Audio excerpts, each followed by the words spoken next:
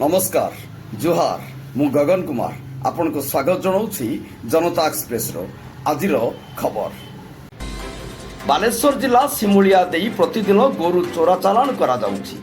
आज सेहीपरि भद्रकरू गोरु बोझई करी पश्चिमबंग अभिमुखे चालाण होउथिबा बेले कौनसी सूत्ररू खबर पाई बजरंग दल कर्मी माने गोरु गाड़ी को पिछा करी बालेश्वर जिला सिमुलिया पुलिस मिलित सहयोग में गोरु गाड़ी को अटकी रखी गोरु माननकु उद्धार करिसंती।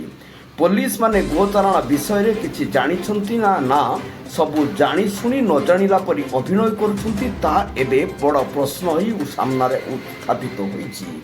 एही किछि दिन पूर्वे खंतापड़ा पाखरे एक गोरु गाड़ी जबत होइतिला। भद्रक जिला ठारू बालेश्वर जिला पर्यंत बहु रास्ता पश्चरे बहुत थाना अच्छी किंतु एते गुड़िए थाना रही भी गोरु केमिति चोरा चालाण होउछि पुलिस करुछि कोन काहींकी जानी पारु नाही तार असुविधा बा कोठी रहउछि एबे आ प्रश्नवाचीर चिन्ह। गो माफिया मानक पाखरु मोटा अंकर बटी नहीं धीर करी बसी जाउछंती पुलिस माने आउ गोटिए परे गोटिए गोरु गाड़ी तांको सम्मुखरे पार हे जाउछि।